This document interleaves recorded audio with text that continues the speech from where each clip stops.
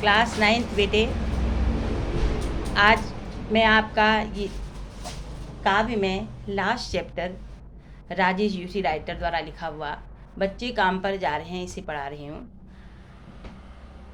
तो बेटे ये जो चैप्टर है राजेश जोशी राइटर द्वारा लिखा हुआ, राजेश जोशी लेखक जो हैं ये सामाजिक लेखक हैं। इन्होंने बहुत अच्छे साहित्य जगत को बहुत अच्छे काव्य, बहुत अच्छी रचनाएं दी हैं।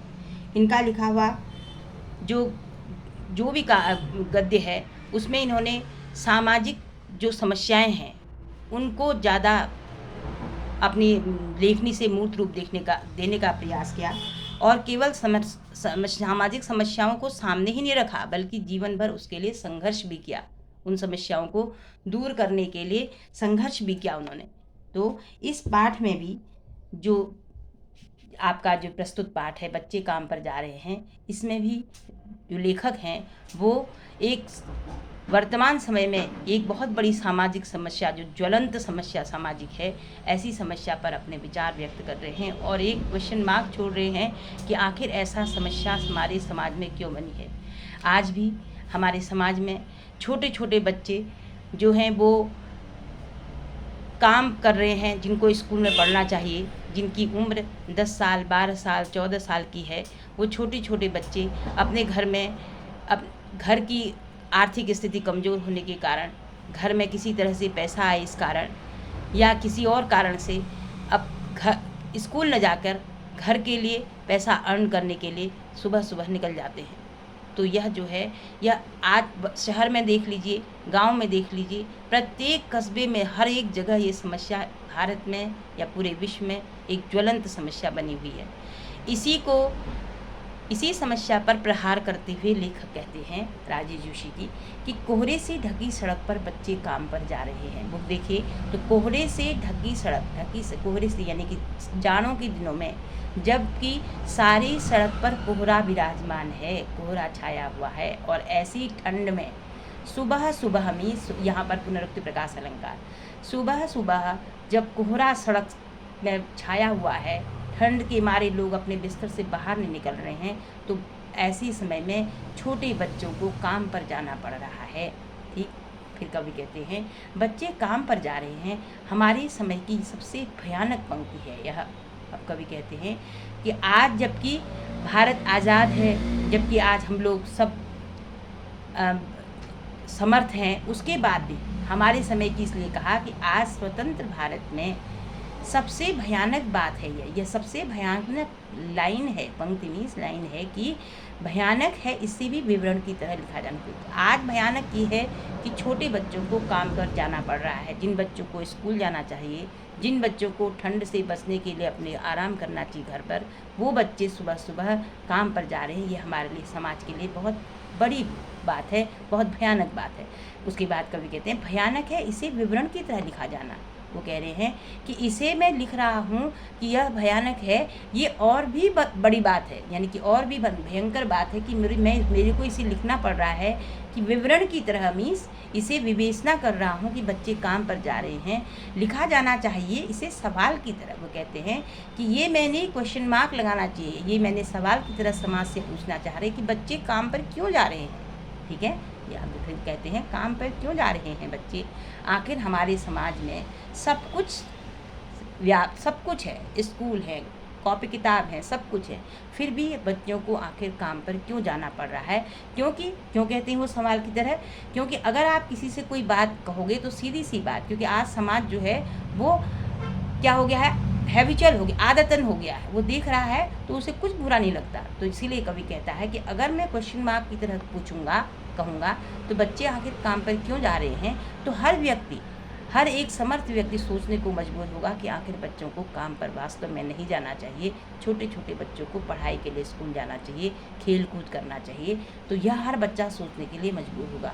अगर मैं सीधा सीधा लिख दूँगा कि बच्चे काम पर जा रहे हैं या भयानक बात है, तो लोग कहेंगे हाँ वो तो जाते ही हैं, रोज़ ही जाते हैं। तो इसे हर समाज में हर व्यक्ति जो इसे सामान्य बात बना चुका है, जो कि अपना मन मान चुका है कि हाँ करते ही हैं बच्चे, तो वो ये न सोचे, बल्कि हर व्यक्ति प्रयास करे कि हर बच्चा शिक्षा ग्रहण करे, विद्यालय जाए, स्कूल जाए। फिर आगे लिखते हैं, क्या अंतरिक्ष में गिर गई हैं सारी गेंदें? कवि कहते हैं अंतरिक्ष में गिर गई हैं सारी गेंदें, क्योंकि वो खेलने की उम्र है गेंद से, बॉल से। तो कवि कहते हैं क्या अंतरिक्ष में सारी गेंदें खो गई हैं बच्चों के लिए, जो बच्चों को काम पर जाना पड़ रहा है?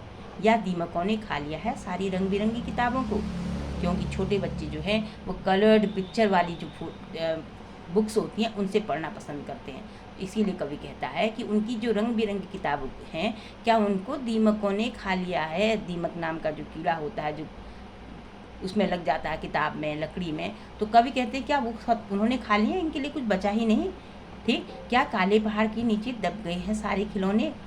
यानी काले पहाड़ के नीचे दब गए हैं मीन्स समाज में शोषण इतना व्याप्त है कि उनके खिलौने बच ही नहीं गए। यानी शोषण इतना अधिक व्याप्त है कि सारे लोग शोषण करते हुए नजर आ रहे हैं, और उन बच्चों को शोषण करते हुए किसी को बुरा नहीं, शोषित होते हुए किसी को बुरा नहीं लग रहा है। तब कवि कहते हैं कि काले पहाड़ में शोषण, ठीक है, शोषण का प्रतीक है काला पहाड़। तो उन्होंने कहा कि ये काला पहाड़ इसलिए कहा क्योंकि बच्चे शोषित हो रहे हैं समाज द्वारा। तो क्या खेलने की उम्र में उनके खिलौने काले पहाड़ के नीचे दब गए हैं मीत? उनके शोषण में सारे उनके खिलौने समाप्त हो गए? क्या किसी भूकंप में ढह गई हैं? क्या किसी भूकंप में ढह गई हैं सारे मदरसों की दीवारें? मदरसे किसे कहते हैं? मदरसे जो है ये उर्दू वर्ड है, इसका मतलब होता है विद्यालय। ठीक है, वो कहते हैं कि इमारतें मीन्स भवन, यानी कि सारे विद्यालयों के भवन जो हैं किसी भयंकर भूकंप में ढह गए मीन्स गिर गए हैं, कि विद्यालय ही समाप्त हो गए। बच्चे बेचारे कहाँ जाएं स्कूल? क्या ऐसा हो गया? क्या दीमकों ने किताबें खा ली? क्या गेंदें खो गई? क्या शोषण के नीचे दबे होने के कारण उनके खिलौने सारे खत्म हो गए हैं? क्या सारी विद्यालयों की दीवारें, भवन जो हैं वो किसी भूकंप में सब तहस नहस हो गए हैं?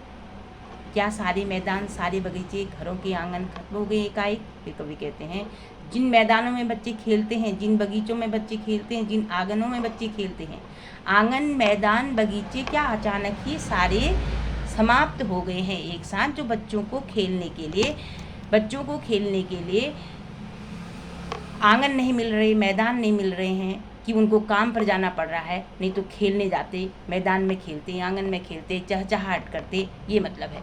समझ में आया? इतना समझ में आ गया होगा आपको। कवि कहते हैं तो फिर बचा ही क्या है इस दुनिया में? कवि कहते हैं अगर उनकी किताबें, उनके खिलौने, उनके लिए मैदान, उनके लिए विद्यालय, सब कुछ अगर समाप्त हो जाए, कभी ईश्वर न करे ऐसा हो, तो फिर इस समाज में, इस संसार में बचेगा ही क्या? ऐसा क्यों कहा? क्योंकि बच्चा ही जो है, एक छोटा बच्चा जो है वो क्या है? भविष्य है देश का। अगर वो एजुकेटेड होगा, पढ़ा लिखा होगा, शिक्षित होगा, तो क्या होगा? पूरा देश विकास करेगा, पूरे देश के लिए अच्छी बात होगी, पूरे समाज के लिए अच्छी बात होगी, पूरे परिवार के लिए अच्छी बात होगी, और राष्ट्र फिर विश्व के लिए अच्छी बात होगी। तब कवि कहते हैं अगर ऐसा ईश्वर न करे हो कि बच्चों के लिए सब कुछ समाप्त हो जाए, तो बचा ही क्या इस दुनिया में? तो इस दुनिया में शेष बचता ही क्या है? अगर बच्चों के लिए ईश्वर न करे कभी ऐसा हो, तो फिर कुछ भी नहीं बचेगा। कितना भयानक होता अगर ऐसा होता। कवि कहते हैं अगर ऐसा हो, ईश्वर न करे कभी, तो ये कितनी भयंकर बात होगी। ऐसी बात अनहोनी होगी। ये भयंकर मीन्स यहाँ पर है कि ये अनहोनी होगी अगर ऐसा हुआ कभी। भयानक है इसलिए इससे भी ज़्यादा यह कि सारी चीज़ें हैं हसबामूल। इसका हसबामूल मीन्स होता है जैसी की तैसी। वो कहती हैं, कवि कह रहे हैं कि इससे भी ज़्यादा भयंकर या दुखद तो यह बात है कि सारी चीज़ें हैं समाज में, किताबें भी हैं, विद्यालय भी हैं, और उसके अलावा खिलौने भी हैं, आंगन भी हैं, बगीचे भी हैं, सब कुछ है खेलने के लिए, खेल के मैदान भी हैं, लेकिन बच्चों को फिर भी काम पर जाना पड़ रहा है। ये चीज़ जो है सबसे ज़्यादा भयानक है कि सब चीज़ें हैं फिर भी बच्चे काम पर जा रहे हैं। पर दुनिया की हज़ारों सड़कों से गुजरते हुए बच्चे, बहुत छोटे बच्चे काम पर जा रहे हैं। फिर कवि कहते हैं कि दुनिया की हज़ारों, यानी कि सारे संसार की समस्या है। बहुत से हज़ारों बच्चे, अनगिनत बच्चे जो हैं, और छोटे बच्चे, छोटे से मतलब है किसी की उम्र 10 साल, किसी की 12 साल, किसी की 14 साल, ऐसी उम्र के बच्चे जो हैं वो कहाँ जा रहे हैं? काम करने के लिए उनको जाना पड़ रहा है ठंड में सुबह सुबह।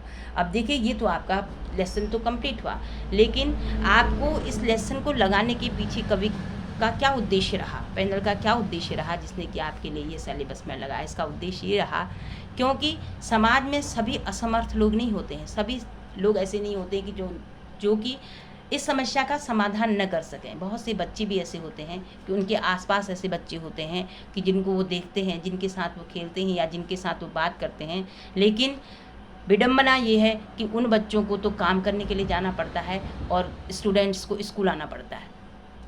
इस समस्या को वो छोटे भी होते हैं और वो इग्नोर भी करते हैं और वो ये सोचते भी नहीं हैं कि ये बच्चे आखिर ये क्यों नहीं पढ़ते हैं। कभी कभी बच्चे अपने बचपन के भाव से उनसे कह देते हैं कि आप भी स्कूल क्यों नहीं जाते हो, आपको भी स्कूल जाना चाहिए। यही बात कहना चाहता है लेखक, ये कवि चाहता है कि समाज में समर्थ लोगों को आगे आना चाहिए ऐसे बच्चों को पढ़ाने के लिए।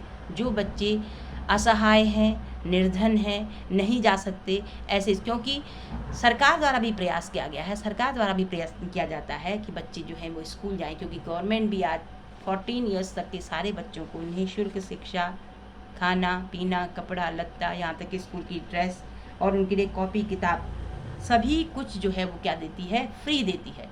लेकिन बच्चों के कुछ पेरेंट्स, कुछ अभिभावक, कुछ संरक्षक जो हैं उनके पास इसकी जानकारी नहीं होती।